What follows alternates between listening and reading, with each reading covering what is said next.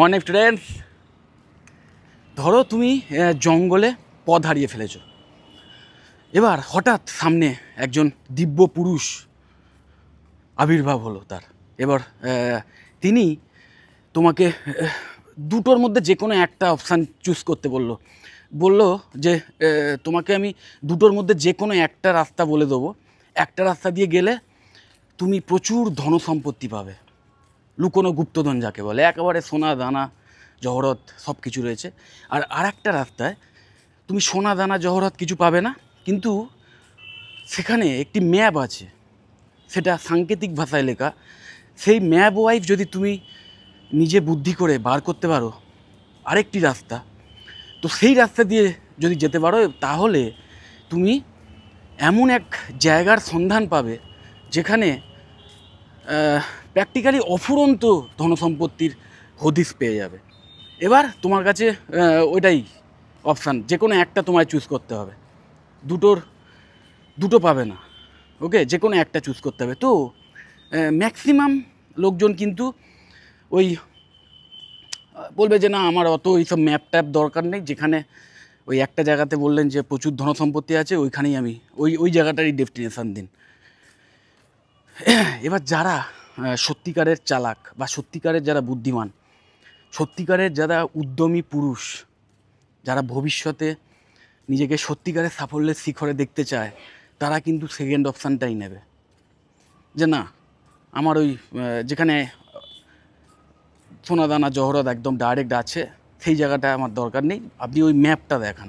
কারণ ওই ম্যাপের যদি আমি সন্ধান পেয়ে যাই, ম্যাপটা যদি আমি একবার ডিকোড করতে পারি, তাহলে আমি এমন জায়গার সন্ধান পাবো যেখানে অফুরন্ত ধনসম্পত্তি রয়েছে, যেটা প্র্যাকটিক্যালি ফুরোবে না। তো সাফল্যর পেছনে ধাবিত হওয়া মানে যে কোনো কেরিয়ারিস্টিক একটা চাকরির জন্য হোক বা ভালো পড়াশুনোর রেজাল্টের জন্য হোক, আলটিমেট আমাদের লক্ষ্য থাকে সফল হওয়া, এবং অবশ্যই কেরিয়ারের দিক থেকে ভবিষ্যতে ভালো চাকরি পাওয়া, এইসব ব্যাপারে। তো এই যে ব্যাপারটা না, এই যে মেন সাফল্য, এই জায়গাটাতেও আসা বা তোমার যে কেরিয়ারের গোল, সেটাও কাইন্ড অফ ওই রকম একটা লুকোনো ম্যাপের মতো বা একটা সাংকেতিক ম্যাপ, যেটাকে তোমাকে আলটিমেটলি মাথা খাটিয়ে ডিকোড করতে হবে প্রথমে, তারপরে সেই রাস্তা ধরে এগোতে হবে। সেই রাস্তা বিপদসংকুল হতে পারে, অনেক বিপদ আপদ আসতে পারে, অনেক কষ্ট, অনেক পরিশ্রম, ঘাম ঝরাতে হতে পারে, এবং তারপরে তোমাকে সাফল্যের যে আলটিমেট ডেস্টিনেশান সেখানে পৌঁছতে পারবে। তো এই যে ব্যাপারটা, এইটা যদি একবার বুঝে নাও না, যে তাৎক্ষণিক যে আনন্দ, সেটা হচ্ছে ওই ধরো ওই ডাইরেক্ট একদম যে গুপ্তধনটা পাওয়া, হাতে কিছু সোনাদানা জহরত পেয়ে গেলাম, তাৎক্ষণিক আনন্দ এই মুহূর্তে। কারণ সাফল্য অর্জন করতে গেলে পরিশ্রম করতে হবে। তোমরা স্টুডেন্ট, তোমাদের সাফল্য অর্জন করার জন্য কী করতে হবে? প্রচুর পড়াশুনো করতে হবে, প্রচুর অনেক কিছু শিখতে হবে, প্র্যাকটিক্যাল নলেজ নিতে হবে, স্কিল সেট নিতে হবে, এবং অবশ্যই পরীক্ষায় রেজাল্টের জন্যে পড়াশুনো মুখস্থ করতে হবে, তার জন্য প্রচুর পরিশ্রম করতে হবে। এবং তার জন্যে বর্তমানে অনেক ছোটোখাটো সুখ, সেগুলো কিন্তু বিসর্জন দিতে হবে, যেটা আপাত চোখে বিশাল বড় বলে মনে হচ্ছে।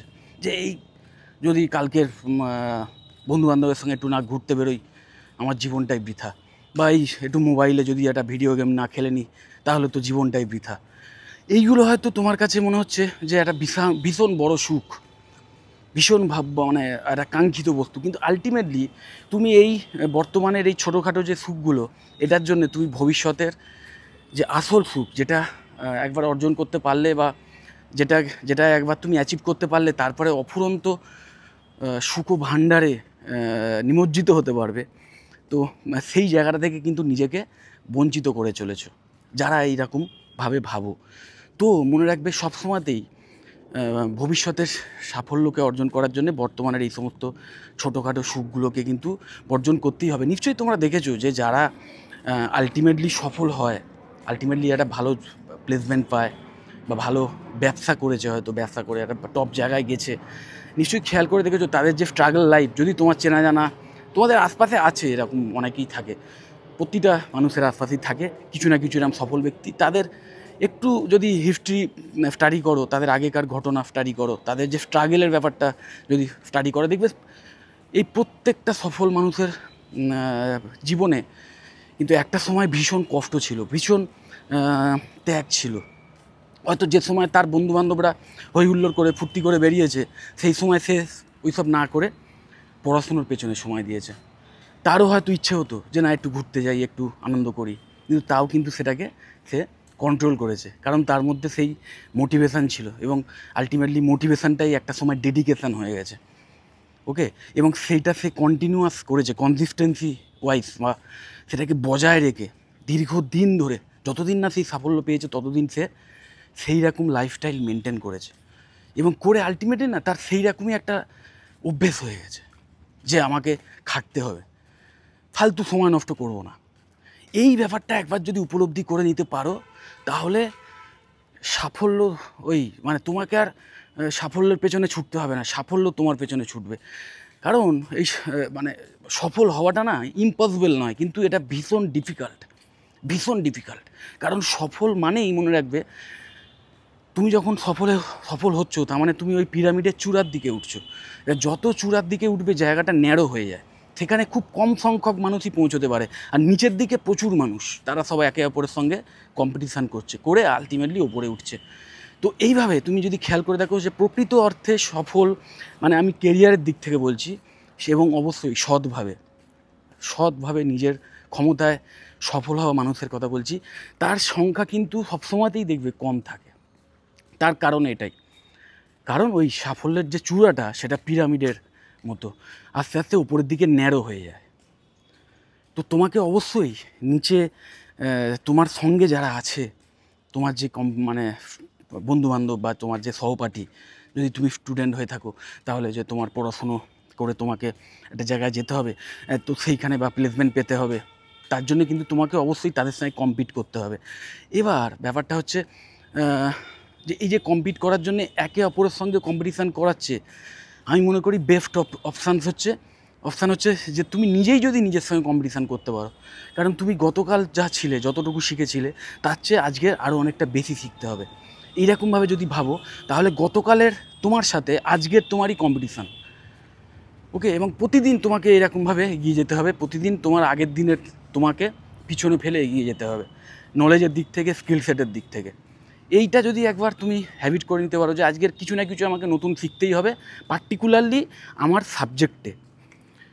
সাবজেক্টের বাইরে গিয়ে লাভ নেই। কারণ ওই যেটা মানে ধরো পেরেক, তুমি যদি একটা ভোঁতা পেরেক সেটা যদি দেওয়ালে পুঁততে চেষ্টা করো, সেটা ঠিকমতো দেওয়ালে ঢুকবে না। কিন্তু যদি পিন পয়েন্টেড একটা সুন্দর সূক্ষ্ম একটা পেরেক হয়, মানে তার আগাটা যাতে পয়েন্টেড যদি হয়, যদি পয়েন্ট হয়, তাহলে কিন্তু হাতুড়ি দিয়ে খুব সহজেই সেটা দেয়াল ভেদ করে ঢুকে যায়। ঠিক সেইভাবে তোমাকেও কিন্তু তুমি যে সাবজেক্ট নিয়ে পড়াশুনো করছো, সেই সাবজেক্টের মধ্যে থেকে প্রতিদিন নলেজ গ্যাদার করে যেতে হবে। আজে বাজে উল্টো পাল্টা নলেজ যদি ব্রেনে বেশি ঢুকে যায়, ওকে, যেটা তোমার সাবজেক্টের মধ্যে নয়, তাহলে তোমার সেই বিষয়বস্তু যেটা তোমার আলটিমেটলি কাজে লাগবে, যেটা তোমাকে আলটিমেটলি তোমার কাঙ্ক্ষিত সাফল্য এনে দেবে, সেইগুলো তোমার ব্রেনে ঢুকবে না। কারণ ব্রেনের স্টোরেজের একটা ক্যাপাসিটি আছে। সেই জন্যে আজে বাজে জিনিস বেশি না ঢুকিয়ে ওই পার্টিকুলার ওই বিষয়টার ওপর প্রতিদিন নলেজ মানে গ্রহণ করতে হবে। আর মনে রাখবে যে তুমি যদি কোনো ইষ্ট দেবতাকেও মানো, যে কোনো ইষ্ট দেবতাকে যদি মানো, বা অন্য ধর্মের যারা আছেন তারা, তাদের যে ভগবান, আল্লাহ, গড যাই হোক, তাকে যারা মানে, তারা এটা নিশ্চয়ই জানে যে ভগবানও তাকেই সাহায্য করে যে কিন্তু নিজেকে সাহায্য করে, যে নিজের চেষ্টা করে। সোজা কথায় ইভেন অর্জুনকেও কিন্তু, বা অর্জুনকে কেন, পাণ্ডবদের শ্রীকৃষ্ণ কিন্তু ডাইরেক্ট তাদের হয়ে লড়াই করেনি, জাস্ট তাদের হেল্প করেছে বলতে পারো। লড়াইটা কিন্তু তাদের পাণ্ডবদেরই ছিল, তারাই লড়েছে। শ্রীকৃষ্ণ তাদের সাপোর্ট দিয়েছে, কারণ তাদের মধ্যে অনেক জিনিস ছিল, উদ্যমী ব্যাপারটা ছিল, সততা ছিল, এবং উদ্যম ছিল, পরিশ্রম করার ক্ষমতা ছিল, শেখার ইচ্ছে ছিল, ভালো কোয়ালিটিস ছিল। সেই জন্যে ভগবান তাকে কিন্তু সাপোর্ট করেছিল, তার হয়ে তাদের লড়াইটা কিন্তু লড়ে দেয়নি। তোমার লড়াই তোমার হয়ে তোমাকেই লড়তে হবে। যখনই তুমি এই লড়াইটা নিজে করবে না, নিজের ওই সাফল্যের জন্য ঠিকমতো পরিশ্রম করবে, তখন দেখবে আস্তে আস্তে অনেক কিছুই হয়তো তোমার ফরে এসে যাবে। আর যদি নাও হয়, অনেকেই, সবাই তো আর তোমার বন্ধু নয়, কিছু শত্রু থাকবে, কিছু হয়তো তোমাকে জাস্ট ছোটো করার জন্যে বিনা কারণে, তার হয়তো কোনো লাভও হবে না তোমাকে ছোটো করে, তাও হয়তো তোমাকে ডাউন করার চেষ্টা করবে যাতে তুমি না এগোতে পারো, ঈর্ষাবশত হোক, যে কোনো কারণে হোক। তো সেইগুলো, সেরকম লোক থাকবেই। তাদেরকে অ্যাভয়েড করে হোক বা তাদেরকে তাদের কথায় এ কান দিয়ে শুনে ও কান দিয়ে বার করে হোক, তোমায় কিন্তু এগিয়ে যেতে হবে ফোকাসড হয়ে। কারণ এই জীবনে বাধা বিপত্তিও কিন্তু আসবে। আলটিমেটলি এই মহান মহাকাব্যগুলো থেকে আমরা কিন্তু এইটাও শিখি যে প্রতিটা মহাপুরুষ তাদের জীবনে, একদম সেই রামায়ণ মহাভারতের যুগ থেকে শুরু করে আমাদের বর্তমান যুগের যে সমস্ত মহাপুরুষ আছে, তাদেরও ইতিহাস যদি তুমি ঠিকমতো দেখো, তাদের লাইফ যে জার্নি সেটা যদি দেখো, দেখবে বাধাহীনভাবে কেউ এসে সাফল্যের চূড়ায় বসে গেছে এমন মানুষ কিন্তু নেই বললেই চলে। প্রত্যেককেই নিজের জীবনে পরিশ্রম করে বিভিন্ন বাধা অতিক্রম করে এগিয়ে যেতে হয়েছে। তো তোমরাও সেইটাই করো। এখনও নিশ্চয়ই তোমরা জানো যে বেশ কিছু প্রফেশনাল ডিগ্রি কোর্সে অ্যাডমিশান চলছে 2024-25 সেশানে, বেশ কিছু কলেজে চলছে। তো যারা এখনও অ্যাডমিশান নাওনি এই বছরের জন্য, তারা নিজেদের পছন্দের কোর্স চয়েস করো, করে ডেডিকেটেডভাবে পড়াশুনো স্টার্ট করে দাও। এবং 3 বছর বা 4 বছর, যত বছরই কোর্স হোক, সেই 4টে বছর না শুধু নিজের ওই ভবিষ্যতের সাফল্যের পেছনে দাও, আর অন্য কিছু নিয়ে চিন্তা করো না। মাঝে সাঝে এক আধ দিন একটু এন্টারটেনমেন্ট করলে বা এন্টারটেনড হলে ঠিক আছে, কিন্তু মেন ফোকাসটা রাখো অনলি পড়াশুনো, নিজের স্কিল সেট শেখা বা তোমার ওই সাবজেক্টের বিষয়ে আরও নতুন নতুন নলেজ নেওয়া, এইসবের পেছনে যদি রাখতে পারো, রাখো, তাহলে কিন্তু আজ থেকে 4 বছর পরে বা 3 বছর পরে যখন কোর্সটা কমপ্লিট হবে, প্রফেশনাল ডিগ্রি কোর্স যদি হয়ে থাকে, তাহলে ডাইরেক্ট হাতে চাকরিটা নিয়ে বেরোবে, হাতে ভালো, মানে একদম ভালো, মানে কোয়ালিটি প্লেসমেন্ট নিয়ে বেরোবে, ডাইরেক্ট কোম্পানির অফার লেটার হাতে নিয়ে বেরোবে। এটুকু কিন্তু আমি এখন থেকেই তোমাদের গ্যারান্টি দিয়ে দিতে পারি। তো যাই হোক, যদি মনে হয় ভিডিওটা হেল্পফুল, অবশ্যই লাইক করো, চ্যানেলটা যদি সাবস্ক্রাইব না করে থাকো এক্ষুনি সাবস্ক্রাইব করে নিও। খুব ভালো থাকবে, টাটা।